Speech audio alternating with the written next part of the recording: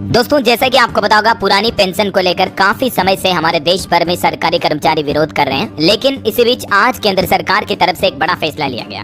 अभी मोदी कैबिनेट का latest update सामने आ रहा। केंद्र सरकार ने अपने कर्मचारियों के लिए एक नई पेंशन स्कीम का ऐलान कर दिया है और ये पेंशन स्कीम 1 अप्रैल 2025 से ही लागू हो जाएगी और इसमें सरकार 18.5% तक योगदान भी देगी। दरअसल ये ना ही ओपीएस है ना ही एनपीएस है, बल्कि इसका नाम है यूपीएस। ओपीएस एनपीएस का मतलब तो आप समझ गए होंगे कि old pension scheme, new pension scheme. जो पुरानी पेंशन योजना है, नई पेंशन योजना है, इसको लेकर काफी समय से कंट्रोवर्सी चल रही है सरकार और सरकारी कर्मचारियों के संगठन के बीच, राइट। लेकिन आज इस मुद्दे को लेकर कर्मचारी संगठन और पीएम मोदी के साथ बैठक बातचीत भी हुई। इसी बीच आज मोदी कैबिनेट में एक बड़ा फैसला लिया है। केंद्र सरकार ने अपने कर्मचारियों के लिए यूपीएस स्कीम का ऐलान कर दिया। जैसे ओपीएस एनपीएस का मतलब मैंने आपको समझा दिया, यूपीएस का मतलब है यूनिफाइड पेंशन स्कीम। हिंदी में इसका मतलब है एकीकृत पेंशन योजना। तो अब सरकारी कर्मचारियों के लिए जो ये नई स्कीम का ऐलान किया है, एनपीएस की जगह अब एकीकृत पेंशन योजना होगी। इसमें एक मुख्य नियम और शर्त ये होगी कि 25 साल नौकरी पूरी करने पर ही पूरी पेंशन मिलेगी। मोदी सरकार ने यूनिफाइड पेंशन स्कीम को मंजूरी दे दी है। आइए देखते हैं दोस्तों, यूपीएस योजना को लेकर क्या क्या इसमें प्रावधान है, क्या क्या सरकार ने बदलाव किए हैं, एनपीएस ओपीएस से ये किस तरह से डिफरेंट है। आज केंद्रीय कैबिनेट की बैठक में 2 प्रमुख बड़े फैसले लिए गए। एक तो ये सरकारी कर्मचारियों के लिए एकीकृत पेंशन योजना और दूसरा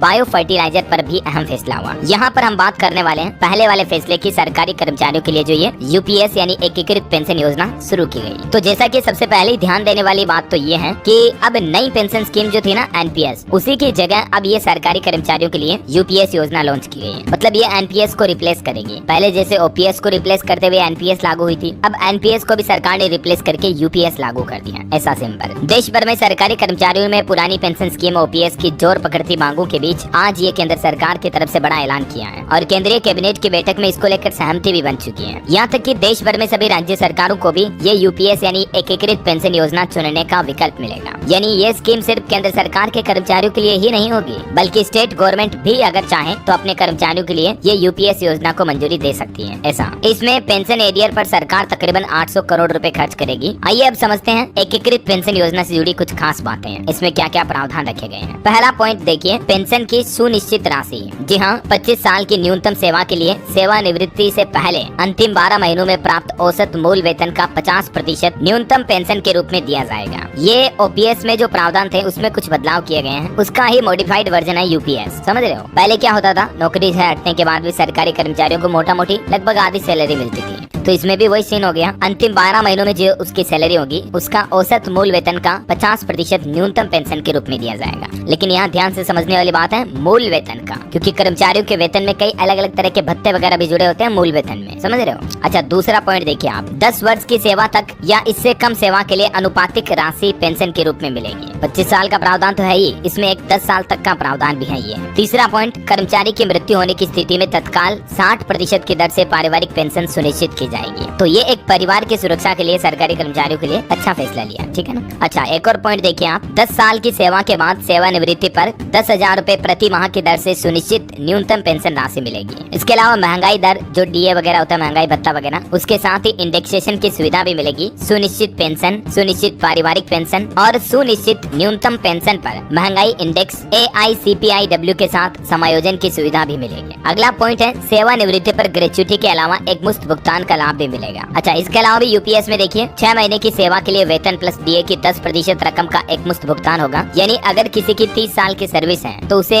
6 महीने की सेवा के आधार पर एक मुफ्त भुगतान इमोल्यूमेंट होगा और इस भुगतान से सुनिश्चित पेंशन की मात्रा कम नहीं होगी। ऐसा। अब दोस्तों, केंद्र सरकार का कहना है कि सरकार के इस फैसले से देश भर में 23 लाख से भी ज्यादा कर्मचारियों को फायदा होगा, क्योंकि एनपीएस का ही विकल्प होगा ये यूपीएस, जो पहले ओपीएस का विकल्प था एनपीएस। समझ गए हो। बाकी ये कुछ प्रमुख पॉइंट जो है, कर्मचारी की मौत के बाद उसकी पत्नी को उस 50% का 60% पेंशन दी जाएगी। अभी तक कर्मचारियों ने एक सुनिश्चित रकम की मांग की थी, तो कर्मचारियों को इस सैलरी का 50% अश्योर्ड पेंशन के रूप में मिलेगा। 25 साल तक जिसने सर्विस की है उसे रिटायरमेंट से 12 महीने पहले के वेतन का एवरेज दिया जाएगा और 10 साल से 25 साल की सेवा में उसी हिसाब से पेंशन भी दी जाएगी। बाकी ये न्यूनतम 10,000 रुपए की पेंशन अनिवार्य रूप से मिलेगी। उपरोक्त तीनों बिंदुओं के अंतर्गत महंगाई के आधार पर भी पेंशन दी जाएगी। कर्मचारी को एक लमसम अमाउंट सुपर एनुएशन के तौर पर मिलेगा। तो ये कुल मिलाकर के जिनकी ओपीएस की मांग थी उन कर्मचारियों के लिए मोटा मोटी सरकार ने काफी अच्छे राहत भरे फैसले लिए हैं पेंशन को लेकर, ठीक है। और बाकी यूपीएस योजना से जुड़ी सारी डिटेल मैंने आपको A to Z कांच की तरह क्लियर इन्फॉर्मेशन बता दी। उम्मीद है आपको जरूर जानने भी मिली होगी दोस्तों। और भी अब भी आपके मन में कोई सवाल है, किसी तरह का क्वेश्चन है, डाउट है तो बेझिझक मुझे नीचे कमेंट करके पूछिएगा, मैं रिप्लाई करने की जरूर कोशिश करूंगा। और भी आपकी क्या राय, क्या सजेशन है कि सरकार को इस यूपीएस में क्या रखना चाहिए, आप अपनी राय भी